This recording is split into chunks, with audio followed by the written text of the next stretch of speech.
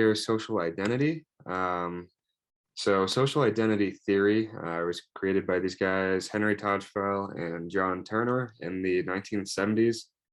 So it has been around for quite a while, and it stems from research on racism, prejudice, discrimination, and overall in-group bias. So it kind of just gets at explaining why these things occur. The main idea of social identity theory is that social category influences one's self-concept. So what I mean by that is the groups that we are a part of lead to our own individual identities. And so what comes with this is getting at basic self-esteem needs, and we'll talk about this more in a little bit in terms of how our various social identities and groups play a role with self-esteem. But where do our identities come from? So again, our identities or social identities stems from the groups that we are a part of. So think about, groups you might be a part of. There are so many, but just to highlight a few: political party, nationality, race, our favorite sports teams. All of these various groups can play a role and lead to the creation of one's social identity. And so with these groups, the defining characteristics of the groups that we are a part of then lead to the defining characteristics for the individual. And so this will influence the ways in which we think, how and what we feel, and also how we act. So I think an interesting question that pops up with social identity theory is, which identities are the most important to us? And so based on social identity theory, this depends on the saliency of each group that we're a part of, or in other words, it depends on how important each group is to us. And so identities vary in importance for each individual. So, for two members of the same group, they can perceive that group as different importance levels. So one group might be important to any given individual, but maybe not so important to another member of that same group. This saliency can be thought of in a couple of ways. It can be thought of as somewhat similar to traits in terms of we will have groups that are consistently more important to us than other groups. However, this can also be influenced by the situation. So one of my favorite examples of this is research has shown that for sports teams that people are associated with, identify with, cheer for, things like that, people will consistently refer to their team as we after a win, but they after a loss. So kind of just a quick example here of how the situation can influence the saliency of the groups that we are a part of. So social categorization and social identity can have some benefits. So going back to, I guess, kind of basic psychology in terms of like Maslow's hierarchy of needs, social categorization and being a part of groups can really help with our self-esteem needs. And if the group is behaving in ways that we expect it to behave in ways that are satisfactory and positive, this can lead to what is referred to as a positive social identity, which is associated with increases in self-esteem. And social categorization can also just basically lead to feelings of belongingness, which is also important for increasing self-esteem. However, all groups that we are a part of don't necessarily lead to this, as groups can have positive or negative influences on our self-esteem. A very, very large part of this theory is social comparison. So social identity is associated with the motivation for social comparison. So we want to compare our groups that are creating our social identity, and we want to compare our group to relevant outgroups. And so this can occur through both comparing up and comparing down. And by this, I just mean we can compare our group to groups that we perceive to be maybe higher in social status. And we can also compare to groups that we perceive as being lower in social status. And how we perceive that depends on how we are measuring social status. And there are a bunch of nuances and differences for comparing up versus comparing down that we won't get into today. But if you have any questions about that, definitely feel free to reach out. And so with social comparison and the motivation for social comparison, based on social identity theory, the main reason for this is we want to maintain positive social identities. So we want to perceive our groups in a positive light. And this comes from those comparisons. And so I'll talk about a little bit more in depth here shortly, how exactly we go about doing this. But broadly, we typically compare in ways that favor our in-group. And so there are consequences for this that are very important. But with these comparisons for relevant outgroups, meaning outgroups that are kind of in the same kind of category broadly as the group that we are in, when we compare to these groups, this can lead to competition because, again, we want to see our group in a positive light. And so therefore we want our own group to be doing better than relevant outgroups. And so this does create just a broad field of competition between our group and other groups. And so social identity threat, especially, with things like group comparison, social identity can be threatened through these comparisons. And so I want you all to think of a time when your social identity was threatened, and just think about what emotions you felt. And additionally, when you were feeling these emotions and when your social identity was threatened for whatever group this might be, how did you act or how did you react? And I'll give you a few seconds to think about this.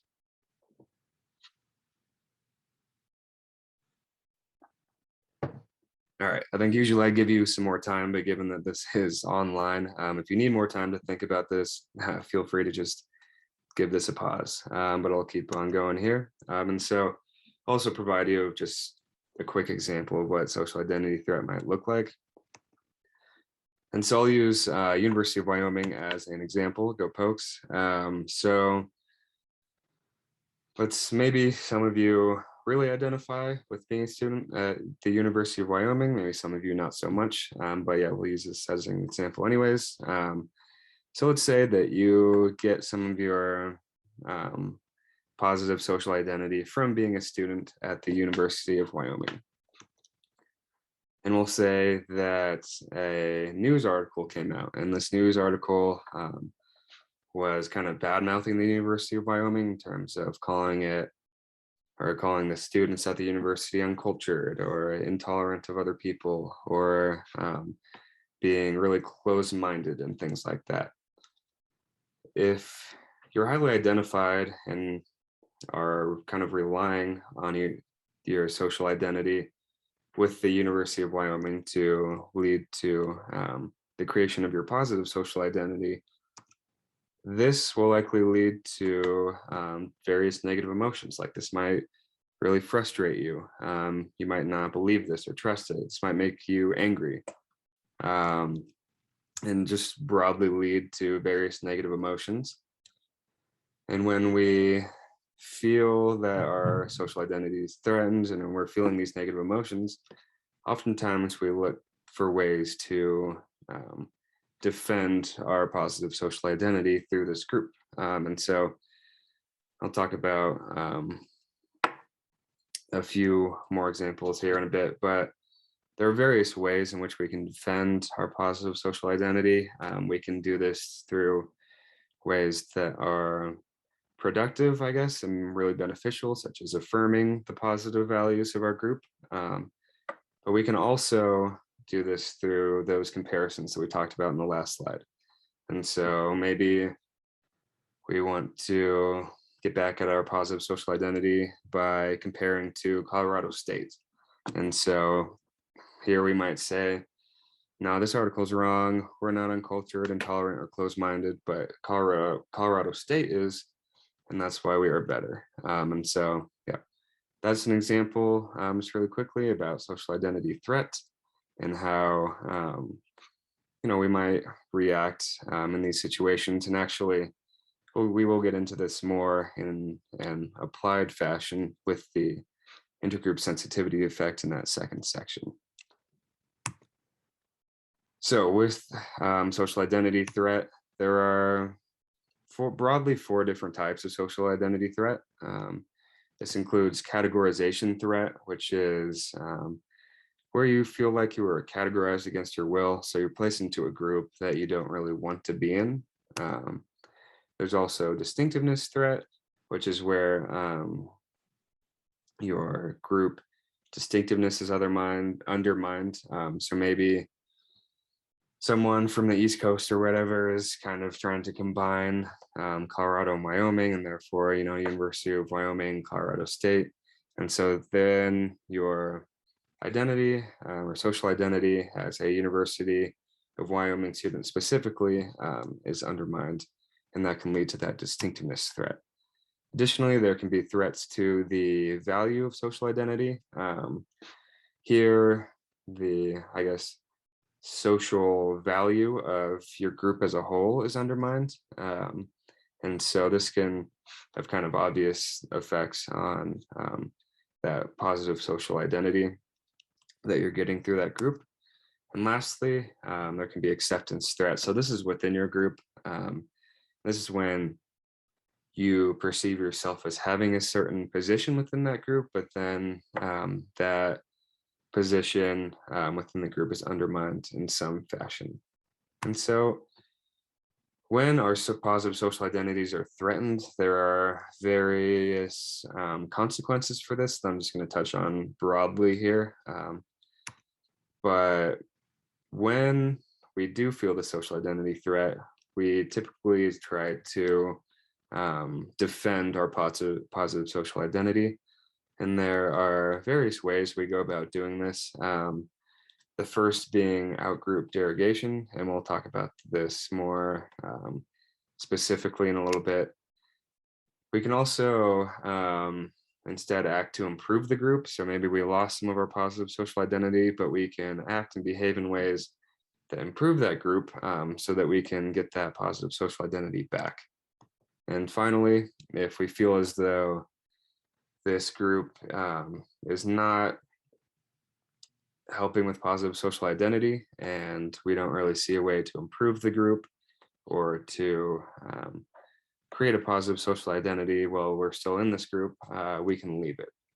And so, yeah, those are just broadly some consequences that can occur. But again, we'll talk about outgroup derogation a little bit more shortly.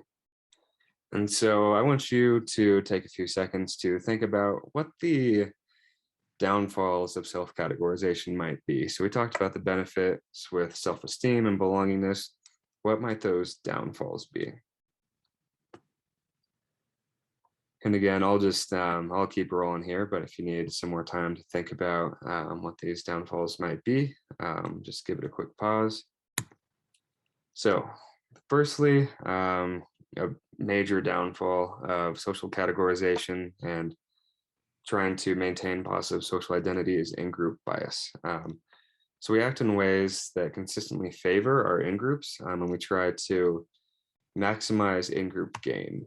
And this, again, occurs through those comparisons and the competition between your own group and out groups, you're competing in ways where you're trying to get gains for your own group.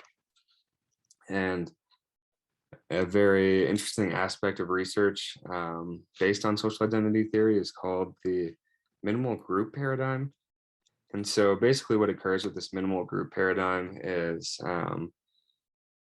researchers will create groups that are just completely arbitrary. So with the original minimal group paradigm study, groups were created by, they had a screen with dots on it, and they had participants guess how many dots were on the screen.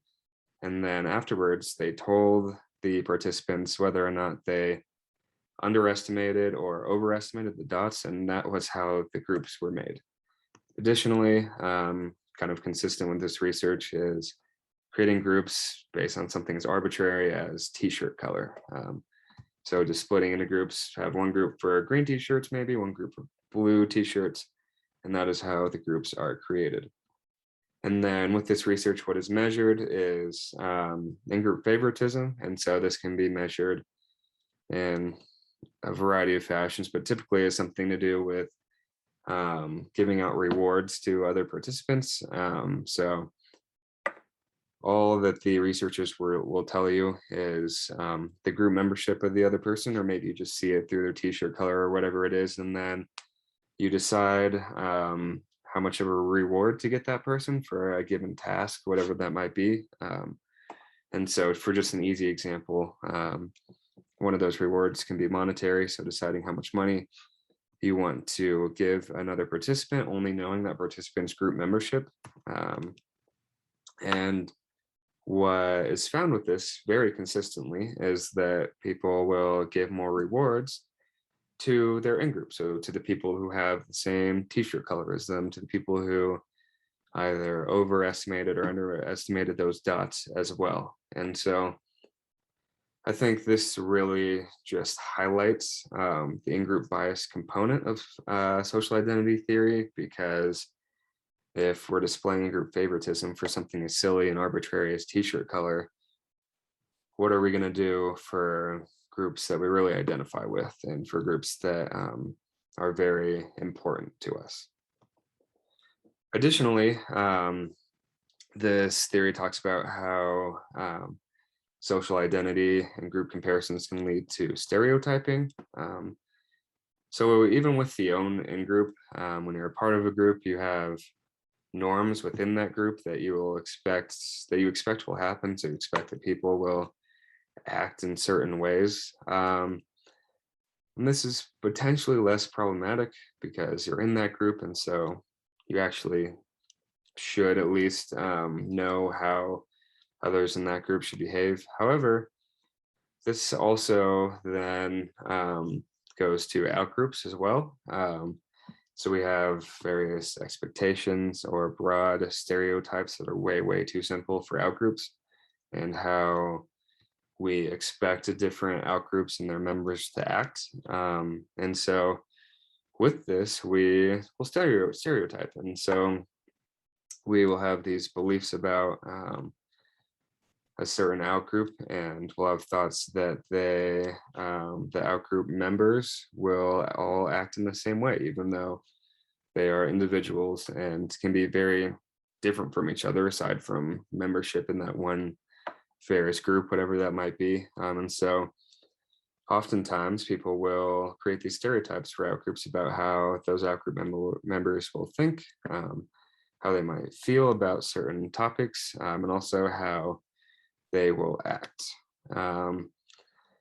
And going back to that comparison and competition, these comparisons that are made based on stereotypes often are kind of done to favor the in-group. So stereotypes of the outgroup are often selected specifically so that the in-group members can look at that outgroup and say, oh, we are better than this group because they have this stereotype and they all do this, so we are better.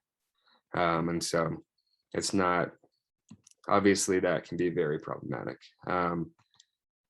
And finally, something that will definitely be touched on more with the intergroup sensitivity effect is that oftentimes with relevant outgroups that we're potentially competing against for social status or whatever it might be, we expect that those outgroup members will have bad motives for what they're doing, because we, as an in-group, know that we are competing, and we expect that those outgroup members are competing against us as well, and therefore they, might not have our group's best interest at heart. The third downfall that I really want to hit on, a type of in-group bias, is discrimination. So prejudicial actions against outgroup members. And so this depends on a few things, but it's definitely consistent with social identity theory literature and research. And so it's dependent on identity saliency. So based on this theory, someone who is much more highly identified with the given group will be, whether that's based on the situation or more like a trait, those individuals will be more likely to discriminate against relevant outgroup members than those who are maybe less identified with that in-group. This is also dependent on group success. To some extent, that goes back to those upwards versus downwards comparisons, which I'm not going to get into the details of that, because there, again, are just a lot of nuances for that.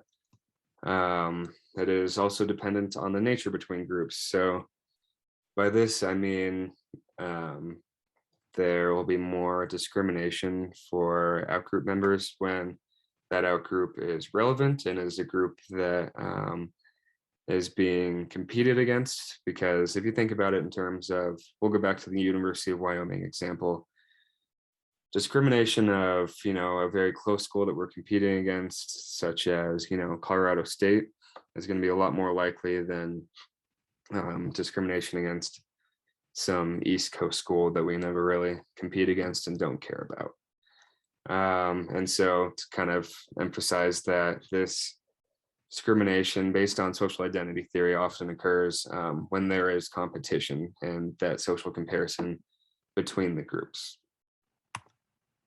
And so, yeah, that CSU example. And then additionally with, this can happen with pretty much any group that you're a part of, but I think a really relevant one right now is political party. So if you're highly identified with, whether it's being a Republican or a Democrat, you will potentially, based on this theory, be more likely to discriminate against those of the other political party. Again, just that in-group identification really does matter, because if you're not really identified with either side, you're not going to be looking for those social comparisons. You're not going to really feel the competition there. And so you would likely, based on this theory, be not as predisposed to show that in-group favoritism. So I know we broadly covered quite a bit there, but just a quick overview of social identity theory. We talked about what it is in terms of our own social identity stemming from the groups that we are a part of and the groups that we categorize ourselves into. Talked about how the groups that we are a part of can have different importance levels for each individual. And so, how much of our positive social identity comes from a various group depends on how salient that group is to us, or how important it is. We also talked about the benefits that can stem from social identity in terms of those self-esteem needs and belongingness. We hit on threat in terms of the different types of threat under social identity theory, as well as the consequences that occur when we feel threat to our positive social identities. And lastly, we talked about those three main downfalls in terms of broad in-group bias, stereotyping, and discrimination.